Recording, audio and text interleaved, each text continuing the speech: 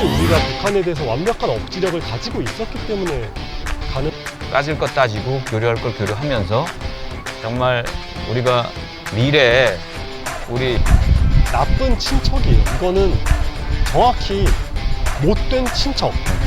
개가 개차반인 집은 대체로 주인들도 힘들어요. 네. 갑자기 이제 막 다 굶어 죽는다. 북한 지금 다 굶어 죽었고 난리 났다. 예. 언제 망할지 모른다. 막 이러다가 정신 차리고 보니까 또 핵을 만든다. 뭐 이러고 있는데 이제 그때 평화 대탕트 국면이 막 펼쳐지면서 아 모르겠다. 뭐 그냥 뭐 잘 되겠지? 라고 바라보고 있으니까 지금 북한이 밥 우두어 책에 따르면 80개 정도의 핵탄두를 가지고 있을 수 있는 네. 그런 핵 보유국이 되어 있는 상황인데 그러니까 저의 세대, 그러니까 지금 30대, 40대들이 가지고 있는 되게 좀 나쁘게 말하면 안이한, 좋게 말하면 대범한 대북관이 있는데 이것은 사실 우리가 북한에 대해서 완벽한 억지력을 가지고 있었기 때문에 가능한 거거든요. 그런데 이제 북한이 핵을 가지고 있으면 이제 매칭이 안 되니까 이쪽에도 어떻게든 대응할 수 있는 수단이 있긴 있어야 됩니다. 네. 그런데 우리가 그렇다고 독자적으로 몰래 핵 개발을 한다라고 하면은 그 국제사회로부터 들어올 제재라는 것이 북한은 원래 가난하니까 그런 제재 같은 거 받아도 별 상관없는데 우리는 상관 많거든요. 그러니까 그럴 수는 없고 결국에는 한미동맹의 틀 안에서 해결을 해야 됩니다. 북한의 핵 위협을. 그래서 나온 얘기가 미국의 핵 우산 얘기 예. 나오고 또 좀 다른 얘기는 나토식 핵 예. 공유 뭐 그런 얘기도 나와서 제가 이제 말씀을 왜 드리는 이유는 예. 제가 선거를 치르고 예.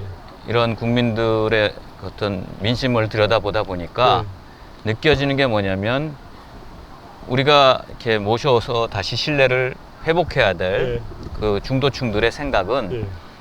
우리 진영은 보면 미국이면은 정말 절대 선이고 우러러모시. 오히려 저쪽 진보 진영은 헌법에 나와 있는 우리나라의 군사 주권을 막 주장하고 있고 그러니까 결국은 이 보수는 사대주의적인 걸로 보이고 저쪽은 어떤 면에서는 뭡니까? 자주국방의 어떤 모습을 존중하는 사람 누가 있겠습니까? 그런데 결국은 전쟁과 평화라는 걸 했을 때 그럼 남북 간에 대화할 거냐 안 할 거냐 그 대화에 처음 물꼬를 튼 사람도 박정희 정권 아니겠습니까? 그렇죠. 7.4 남북 공동성명부터 그렇고 노태우 정권의 남북 기본 합의서 그렇게부터 지평을 열었는데 오히려 그 남북 간의 대화, 교류 이런 지평은 우리 게 아니고 다 넘겨줬고 우리는 대결, 적대적 저는 이제 적대적인 관계보다 엄격한 관계로 돌아서서 따질 것 따지고 교류할 걸 교류하면서 정말 우리가 미래에 우리 후손들이 어떻게 하면 정말 그레이트 코리아를 만들어서 저는 그런 그 남북 통일 시대에 어떻게 하면 이 민족의 혈맥을 잇는 그래서 정말 부산 목포 여수에서부터 깔린 우리의 인프라가 평양을 거치고 원산을 거치고 중국을 거치고 저 시베리아까지 갈 수 있냐는 그런 플랜도 좀 세워봤던 적이 있는 토목과학자였는데요. 그러려면 북한과 대화를 할 건 해야 되고 무조건 아니다. 뭐 김정은을 때려잡아야만 된다. 라고 해가지고는 우리가 선거 때 또 동아시아 어떤 이 평화 체제 구축에 이루어지는 그때를 우리가 미리 선점할 수가 없다라는 생각을 가지고 있어서 제가 2019년에 그 반기문 재단에서 했던 GIF라고 하는 글로벌 이코노믹 인파워먼트 포럼이죠. 거기 이제 문정인 교수가 사회를 잘 보셨고요. 이인영 지금 통일부 장관이 그때 저랑 같이 남북 경협 투기를 하면서 나오셨고 제가 나갔고 이제 교수님들 몇 분 나오셔서 저는 남북 간의 교류를 하되 혹시 지금 뭐 우리가 투자한 거 개성공단이라든지 또 무슨 연락사무소 폭발을 시킨다든지 그냥 당하잖아요, 때리면. 그렇게 못하게 동아시아의 같은 나라와 함께 뭐 대만, 뭐 일본, 홍콩, 뭐 베트남, 동아시아 공동 경제 체제를 구축하는 것도 좋겠다.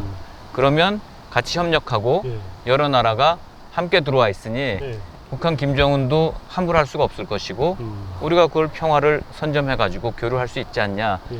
그런 안을 제안한 적도 있었어요.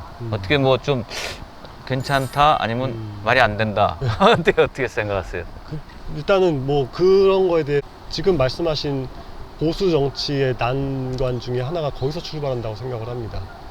북한이 사실 또 맞는 말이었죠. 그러니까 60년대, 70년대, 80년대까지도 우리를 실질적으로 위협할 수 있는 굉장히 강한 힘이었고, 그리고 6.25 전쟁, 한국전쟁 피해자들이 한 집 걸러 옆집에 누구라도 다 연이 다 있었잖아요.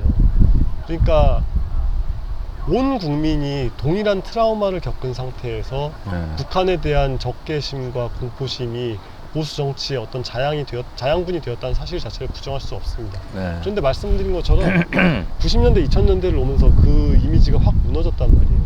그랬을 때 그 북한에 대한 이미지의 빈자리를 이제 지금 여권 측에서는 북한에는 자원이 있고 한국에는 기술이 있다 뭐 이런 식이라든가, 아니면은 알고 보면 다 선량한 우리 민족이라든가 하는 식으로 굉장히 좋은 방향, 긍정적인 방향으로 윤색을 했는데, 거기에 맞춰가지고 북한과는 업데이트를 하지를 못하는 게 보수의 가장 큰 실패 원인이라고 생각을 합니다. 그럴 때 어떻게 바라봐야 되냐, 북한을. 방금 연락사무소 폭파 얘기하셨지만 나쁜 친척이에요. 이거는 정확히 못된 친척. 이럴 때 이제 세계관이 갈리는 거죠. 저 세대만 해도 나쁜 친척, 못된 친척하고, 물론 아예 못 본 척 할 수는 없겠고, 굶어 죽겠는, 막 정말 굶어 죽는다 뭐 이러면은 쌀이라도 좀 보내줄 수는 있지만 같이 살긴 싫다 라는 게 40대 이하의 대북관이란 말이죠. 근데 이제 미우나 고우나 우리 핏줄이니까 같이 부둥켜 안고 살아야지라고 생각하는 게 50대 이상의 세계관에 좀 더 가까울 거란 말이에요. 북한이 나쁜 친척이라는 것을 우리가 좀 분명히 하고 들어가면, 적어도 여권에선 이런 식으로는 생각을 못하거나 생각하고 있더라도 그런 포지션을 갖지는 못하거든요. 왜냐하면 북한에 대한 온정주의적인 태도를 전제를 하고 있으니까. 그랬을 때 어쨌건 한국은 북한이라는 지역에 대해서 일본이나 중국이나 기타 등등 다른 나라들보다 훨씬 직접적이고 강한 이해관계를 가지고 있고, 우리의 헌법상 우리가 수복해야 될 영토입니다, 어쨌건. 그리고 우리가 언젠가는 우리의 법 질서로 포용해야 될 주민들이죠, 북한 주민들이. 이럴 때 그러면 북한 정권과, 그리고 북한이라는 나라, 그리고 굉장히 이질적으로 변해 있을 그분들을, 실제로 이질적으로 변해 있잖아요. 탈북자들의 증언 같은 거 들어보면. 이걸 어떻게 극복할 것인가 라고 할 때 가장 기본적인 프레임은, 아, 지금 북한은 우리에게 남은 아니다. 하지만 아름답고 따뜻한 관점으로 바라보면 곤란한, 맨날 빚지고 술 마시고 때려 부수고 소리 지르면서 우리를 걸핏하면 실제로 위협을 하는 나쁜 친척이다. 여기서부터 논의를 좀 시작해보면 좋을 것 같아요.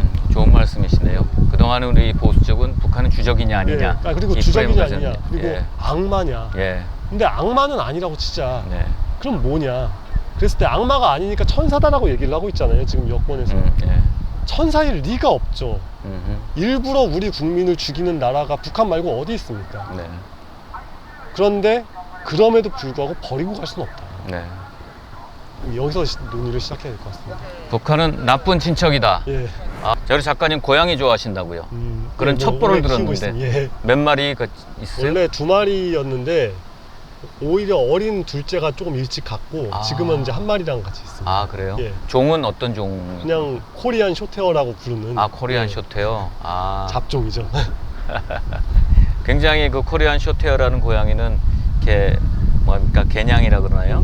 그처럼 사람을 따릅니까? 아니면 이렇게 원래 고양이처럼 이렇게 좀 혼자 다니는 그런 스타일입니까? 고양이가 종별 차이도 있지만 개체의 차이가 상당히 크다고 얘기를 들었어요. 그런데 일단은 제가 키우고 있는 개는 엄청나게 막 살갑거나 아니면 막 되게 막 애교, 그리고 모르는 사람한테 가서 안기고 뭐 이런 스타일은 아닌데, 어쨌건 뭐 저한테 의지는 하는 편이죠. 아, 그래요? 예. 저희는 집에 그 강아지 하나, 예. 한 마리, 예. 고양이 2마리 같이 예.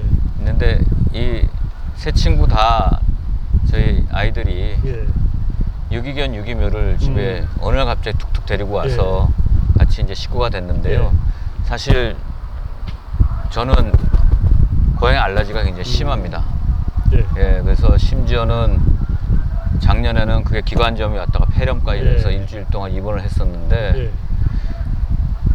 병원에서는 정리하지 않으면 안 된다라고 얘기를 하는데 정이 들어서 예. 정리가 안 됩니다. 예.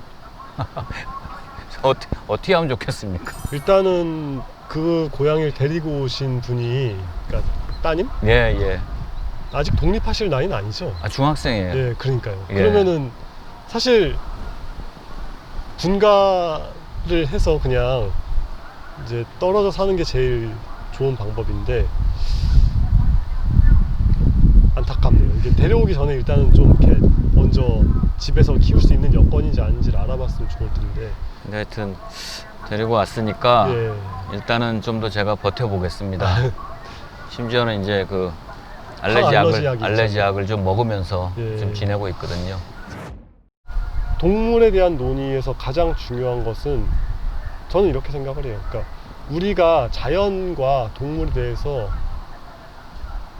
물론 이제 지구 전체를 막 인간이 쥐락펴락하는 수준까지는 아니지만 적어도 우리가 만나고 함께하는 동물들에 대해서는 우리 인간이 압도적인 힘을 가지고 있다. 네.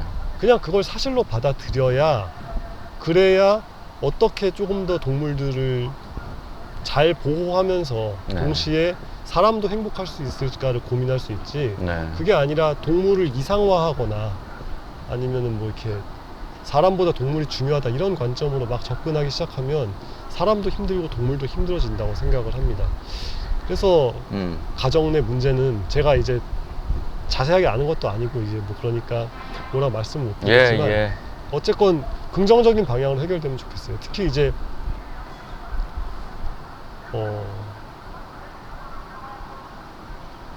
그렇죠. 이게 저 그러니까 굉장히 어려운 문제지만 중요한 거는 가정이 행복해야 동물도 행복할 수 있다. 그 동물 관련해서 수많은 영상물들 보면은 개가 개차반인 집은 대체로 주인들도 힘들어요. 그리고 물론 여기서 고양이지만 개나 고양이나 집에서 키우는 동물들이 막 뭐 사고 치고 난리 치고 이러는 집들 치고 사람도 행복한 집이 없단 말이죠. 이제 TV에 참 많이 나오대요. 그렇죠. 그 선생님 나오셔가지고. 그래서 꼭 얘기하잖아요. 주인이 먼저 바뀌어야 된다. 그게 뭐냐?